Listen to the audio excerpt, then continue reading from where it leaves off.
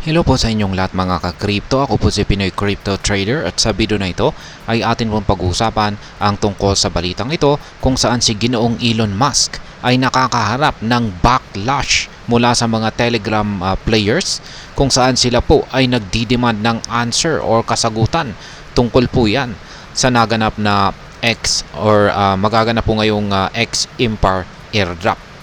Kaya yan po ang siyang ating pag-uusapan sa video na ito. Pero bago pa tayo magpatuloy, ay nais ko lamang po munang bigyang linaw ang aking disclaimer kung saan ang nilalaman po ng video na ito ay hindi po ito isang financial advice. For education and information purposes lamang po ang layunin nito.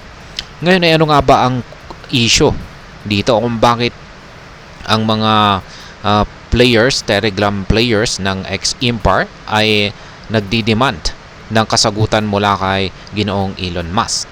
Nagumpisa po ang issue na ito noong October 20 nang maglabas po ng detalye ang X Impar sa kanilang airdrop allocation. Marami po kasing mga players dito sa Telegram base na ito ang nagalit dahil sa kanilang pagkaka-exclude sa distribution ng X token, o sa madaling salita ay natanggal po sila sa mga mabibigyan ng X token airdrop. Ang mga players ng X Impar ay nagtatanong kung bakit tila hindi patas ang pagpili ng mga makakatanggap ng tokens, lalo na at ang laro ay may mahigit 50 million na total players at halos 34 million sa mga ito ang aktibo at gumagamit o naglalaro kada buwan. Ngayon ay sa mga bago po rito ay ano nga ba ang X Impar? Para sa mga hindi po nakakaalam, ang X Impar ay isa po itong game sa Telegram na may avatar po kasi na mula po yan sa inspirasyon kay Ginoong Elon Musk. Ang laro ay dating pinangalan ng Musk Empire, pero pinalitan po ito dahil sa legal concerns. Ang laro ay nagbigay ng iba't ibang airdrop bago po, ngunit maraming manlalaro or players ang na-disappoint dahil sa misleading na communication at hindi sapat na rewards. Ngayon ay bakit nagagalit ang mga players dito? Maraming mga players ang nag-post ng kanilang galit sa social media, partikular na sa kakulangan ng transparency o kalinawan sa criteria ng airdrop eligibility. Ipinapaliwanag po ni Ginoong Alex Falcon, ang creator ng game na ito, na ang pagpili sa mga makakatanggap ng tokens ay base po sa tatlong mga factors.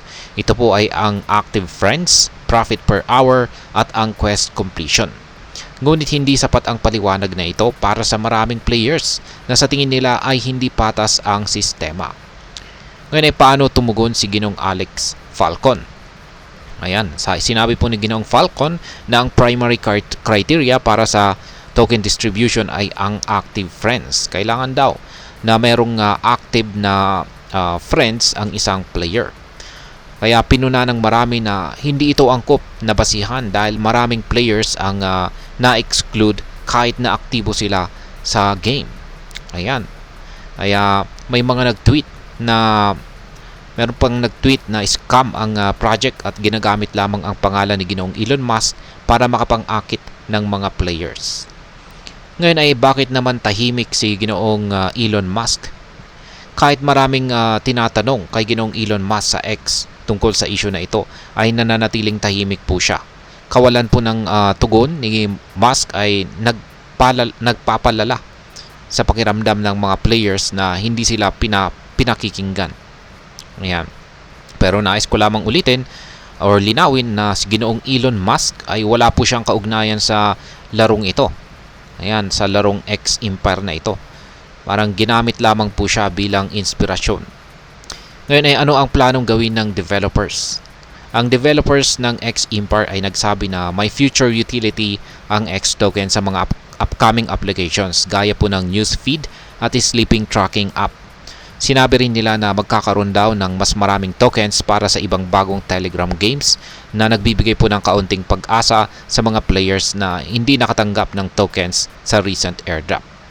Ngayon ay ano naman po ang aking masasabi tungkol dito?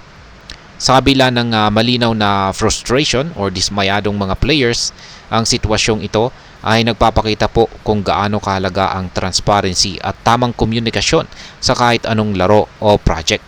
Ang pagkakaroon po ng malinaw na criteria at pagbibigay ng sapat na paliwanag ay makakatulong upang maiwasan ang ganitong uri ng problema. Sana ay matutunan ito ng X-Impar developers at maging mas maingat sa kanilang mga future airdrops. Ang mga players sa kabilang banda ay nararapat-lapang na ipaglaban ang kanilang karapatan at maghanap ng kalinawan sa mga bagay na sa tingin nila ay hindi patas. At ayan, hanggang dito na lamang po tayo sa video na ito mga ka-crypto. Sana po ay inyong nagustuhan ang aking paliwanag sa video na ito. Kung inyo po itong nagustuhan, pakiclick lamang po ang like button nito. Para naman po sa mga bago lamang dito, kayo po ay aking inaanyayahan para mag-subscribe. Pakiclick na rin po ang bell icon nito dahil ito po ang siya magsisilbing notification nito sa mga bago kong videos na akin pong ina-upload sa aking YouTube channel na ito. Marami pong salamat sa panonood, ingat po tayo lagi at God bless po sa ating lahat.